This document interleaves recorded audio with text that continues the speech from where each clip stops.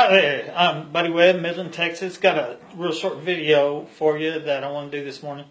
And I've recently seen a Facebook post that something about, that's only one side of the story. I want to hear both sides. But whoever did that, they didn't tell their side. So and I don't have no idea what that is. But I know on my story that I only tell my side because that's the only side I know. And as far as I'm concerned, I try to be unbiased, truthful, honest, forthright with it, and to cover all the information.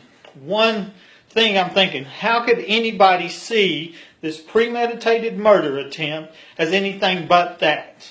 I agree it's unusual, right? Somebody come in here with a backhoe and they dug a ditch and stuck in tunnel pipe and they're doing some racketeering and some sex trafficking and but we're not hurting nobody, we're not stealing nothing, right? Except they're terrorizing homeowners, they are stealing services and they're committing crime. I mean, that's all there is to it. But let's talk about the day that I was shot, okay? I'll tell you what has happened.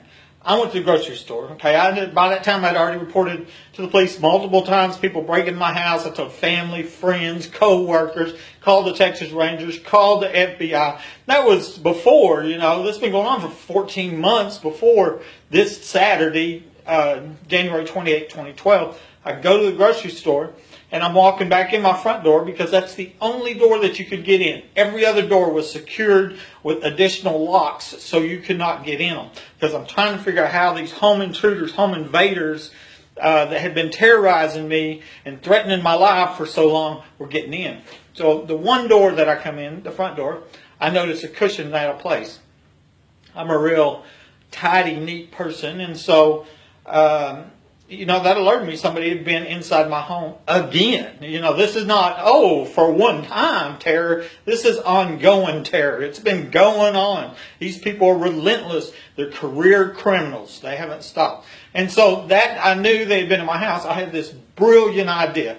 I'm going to tie wire my spare bedroom door shut.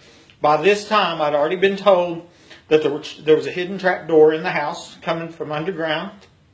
And also been told that there was micro cameras, okay? And they had and once again, they had been terrorizing me relentlessly. And so I thought, what I'll do is take the spare bedrooms that I'm not using, and I'll take tie wire, and I'll just wire it all up. And all of a sudden, I'm going to take out their back door. I'm going to compartmentalize my home, where I got my bedroom, the living room, and the kitchen. And so there ain't going to be while I'm in the kitchen, they slip into, the back door and go down a trap door or something, And it was a great idea. So anyway, that's what I did. And then later that night, then the burglar alarm started going off. I knew they were in the house. I mean, it was over. They were not one time like I film sometimes. We're talking about they set them off, set them off, set them off, set them off, set them off on purpose. There was no doubt in my mind that it was on purpose. And they were coming in my attic. For some reason, I felt like they were wanting me to go up in the attic to chase them. But I wasn't going to play that trick no more because I'd already done that before. And so I had my shotgun to protect myself because I had a home invasion, I had people breaking in my home. And then I was walking the back door and boom, I got shot by surprise from inches away. Found my phone line dead. They'd cut my phone lines, tried to kill me. I screamed for help as loud as I could. And nothing. As I mentioned on Facebook, I was talking to a person on the phone after that said, I was telling them I suspected that you were here. And that person, I talked about screaming as loud as I could and nobody helping me. And this person said, sorry about that, but now they've denied that, and so I really, all I know to do is check their phone records and see if they were in town. That's real easy. That's all you got to do. Anyway, let's get back to what's the other side of this story? Let me tell you what I found when I got back. I'm going to show you. I get out of the hospital. I'm on crutches, right?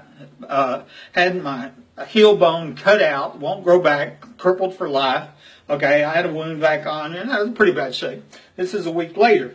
Well, this guest bathroom door is one door that I tie wired shut that night. When I get back home 8 days later, what I find is, and I don't know if you can see it, I'm going to pan the camera down here, okay? What I find here is the hinge right here torn out from the wall. Can you see that? It's torn out from the wall right here. And I took the screws out just to show you. But that's what I found when I got out of the hospital 8 days later. Somebody had tore this door and from that wall.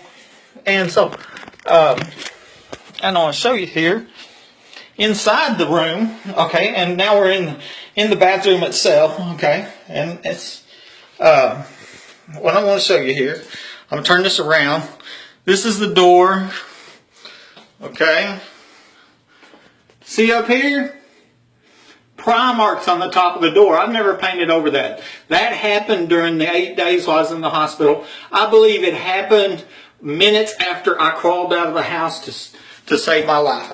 Now I suspect what happened was somebody got trapped in this room and I didn't know it. Okay, so here we got a home intruder that was a burglar, okay, if you want to call them that, was inside my home, and they got trapped in there in this room. Now I want you to think about that. You're a burglar that's terrorized a homeowner 1,000 times, right? And then your dirty cop friends are calling him crazy, and we're going, hee hee, that's funny. And now you're trapped in his bathroom, and he's got a shotgun on the other side of that door, right?